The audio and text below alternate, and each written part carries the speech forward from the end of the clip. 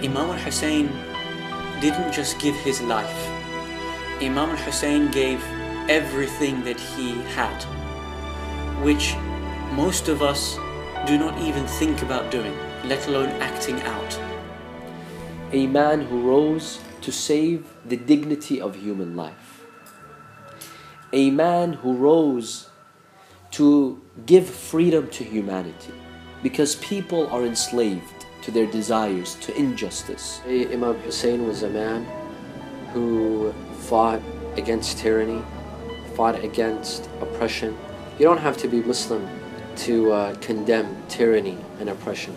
In one of the salutations that is given to Imam Hussein, one of the most famous ones is called the Ziyarat of Warith, and that is the salutation of the inheritor. And he is known as the inheritor of Adam and Noah and Moses and Abraham and Jesus and Muhammad, peace and blessings be upon them all. Which means the reality is that when we spread the message of Imam Hussein, we are actually spreading the message of all the prophets. They are one single body of thought, and that is to establish justice on earth. So therefore, if you are Christian or you are Jew or of any faith, indeed even if you are not of faith, the fact that all of these individuals were trying to bring about a just and righteous society, that is something that everybody should be getting behind today. The Imam ﷺ sacrificed his life so that others would be guided, so that the religion of Islam survives for generations. This time and age, Allah subhanahu wa ta'ala has given me the intellect. Allah subhanahu wa ta'ala has given me resources. God has given me so many blessings. And through the message of Imam Hussein, I have the chance to hear about a religion called Islam. I have the chance to practice this religion. Because had it not been for the efforts of Imam Hussein, the evil tyrants of his time would have obliterated this faith. So the Imam ﷺ sacrificed for me. In return, what have I done? How do I pay him back? If someone sacrifices for you, they give you, isn't it your moral obligation to pay them back? How do I give my thanks and gratitude to Imam Hussein for what he did? It's by spreading his message. So every one of us has an obligation. When we read about the lives of some reformers, for example, Malcolm X. Malcolm X fought for equality between white people and black people. Martin Luther King, same thing, but he was Christian. He also fought for equality of white people and black people.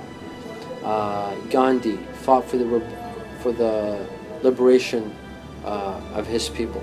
Nelson Mandela fought for the liberation of his people. These people are heroes.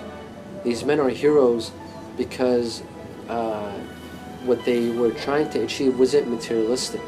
It was something moral and ethical. The liberation of their people, the equality of their people. These are great principles and values. Imam Hussein alayhi salam is not far from this. In fact, he was a motivation for some of these men. He was a motivation for Gandhi. The 10th Day campaign relates to the 10th of Muharram, an event in 61 after Hijrah, 1400 years ago, in which the grandson of the Holy Prophet of Islam, Muhammad, peace and blessings be upon his family, rose in order to free his entire community from oppression. And because of the sacrifice on that day and thereafter, we come together to remember this event. So the 10th Day programs that we commemorate is in order to let the world know of his sacrifice and how he stood for humanity and directly against oppression. The 10th Day campaign aims to spread the message of Imam Hussein alayhi salam here in the UK and in Manchester for non-Muslims. For non-Muslims to understand who is Imam Hussein, what was his message, why was he killed, why was he killed in this way. It's a message, to me, from what I understand, is that the 10th Day campaign believes in that the message of Imam Hussein should not just be restricted to us, followers of Ahlul Bayt. the whole world should know about what happened on Ashura, what happened on the 10th day of Muharram. And Imam Hussein alayhi salam stood to repel injustice, to give dignity to human life. And interestingly, he had the women accompany him, Lady Zainab alayhi salam and the other members of his family.